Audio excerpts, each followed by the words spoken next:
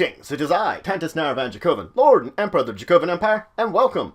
It is time to continue my discussion on the lands, legends, planes, and planeswalkers of Magic the Gathering. Today for you, I have an interesting one. I have one that was a planeswalker, then a legend, and now a planeswalker once more. Nixilis. Nixilis is a powerful being, a planeswalker who was once human, but then cursed to becoming a demon. He is of unknown age, and comes from an unnamed plane that was strived with eternal war.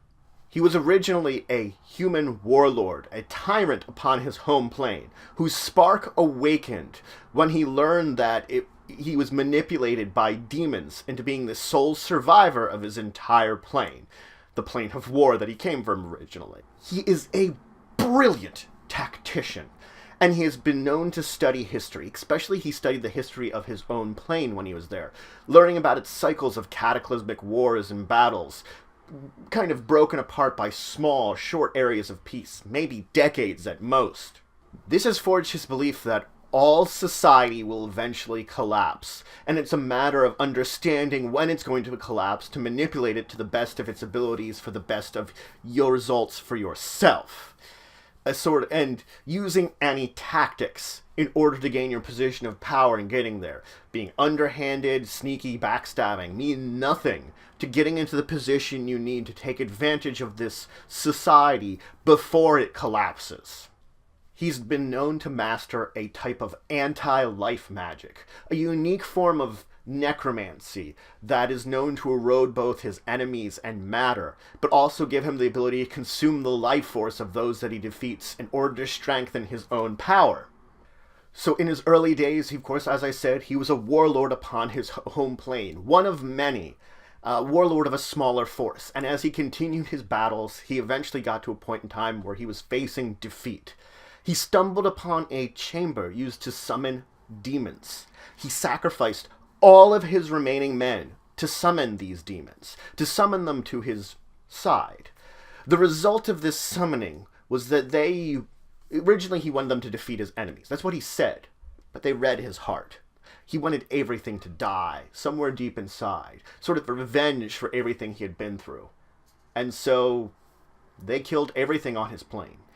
And of course, the shock of learning about this is what caused his spark to originally ignite, throwing him out into the multiverse, away from his dead plane, the realm that he once tried to rule over and now is nothing but corpses. But it gave him an opportunity to conquer other planes. There was an entire multiverse of places to conquer.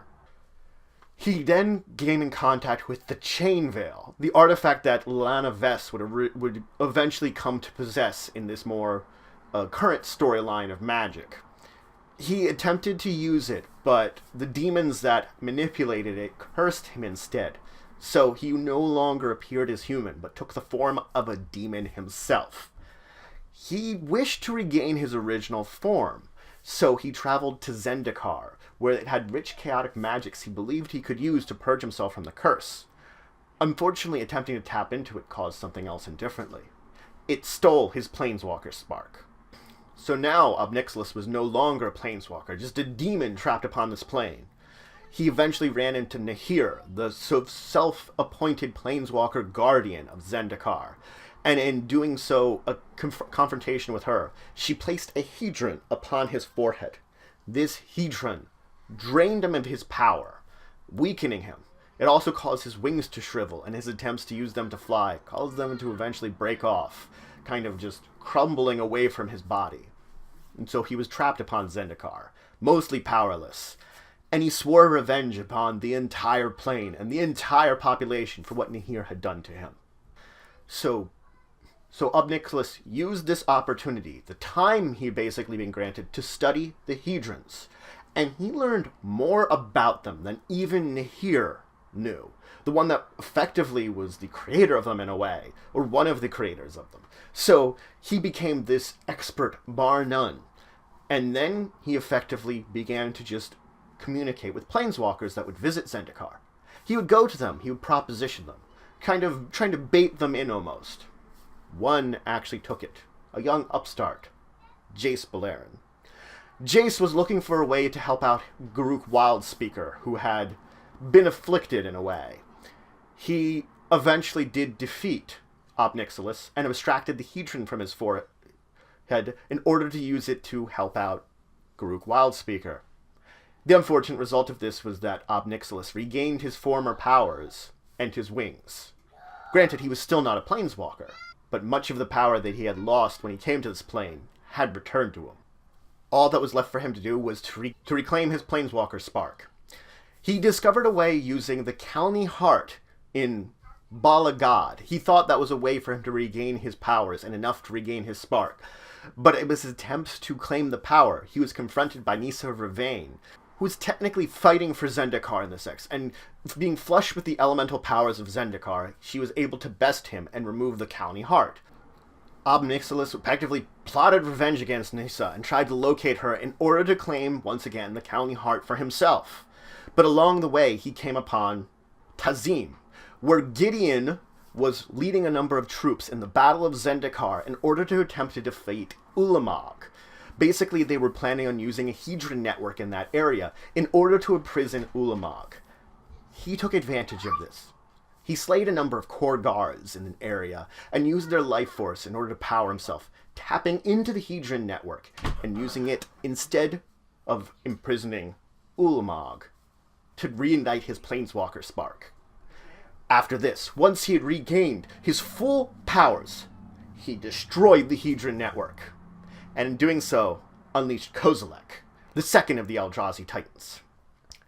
Nissa tore against him, attempting to get him for this anger of what he had just done, but he was filled with spite himself and retaliated and managed to best him. He mocked her the fact that if she had given him what he wanted originally, the Kalni Heart, he would have just taken that power and left Zendikar. He would have left it peacefully, but no. Now he would see all of Seagate be crushed. He would see these titans tear Zendikar apart. He then began to realize that something was manipulating him to leave Zendikar. Jace. Getting into his mind, he managed to sort of cause a backlash to Jace, knocking him down. But Jace was able to get away close enough because Nixilis was going for his head. A tall, powerful demon. And before he could finally snap Jace's necks, Gideon rushed in, crushing one of Nixilis' wings, injuring him. The battle between the two of them began to fold out then, with Jace and Nissa in no shape to battle. Gideon, nearly invulnerable, impressed Nixilis. He suggested, perhaps we can reconvene. Another time, another plane to continue this duel. But Gideon refused. Nixilis, of course, saw this as the folly of youth, that the old type of planeswalkers, before the mending, would not have been this rude, that only this new breed, post-mending, would be this rude to him. The battle between the two of them continued, and Nixilis began to use psychological warfare. He would target the troops. He would use the fact that Jace has mind magic to try to suggest to Gideon that he's being manipulated. Things like this wearing down at his psyche that allowed the two of them to close gap and begin to wrestle each other. Where Nixilis had the advantage. He managed to get Gideon down into the muddy waters and drown him. Not enough to kill him, because he was still invulnerable. Enough because invulnerability also didn't protect him from drowning, but enough to knock him out. With the three planeswalkers defeated, he took them away to a nearby cave where he decided he would take his time tormenting them before he would kill them. Revenge for everything that had happened here on this plane, as the rest of it burned at the call of the Eldrazi Titans. Well, turned to death. However, Chandra Nalar came along. She managed to rescue the three of them, and with the three of them combined, they were overpowering Nixilis.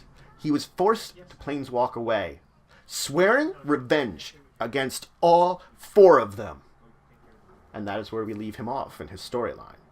So now, Nixilis is out in the universe, another antagonist. Probably not as powerful as some of them, as Nicol Bolas, but still a danger that is out there that the Gatewatch, the members of the group that was there, will still have to face.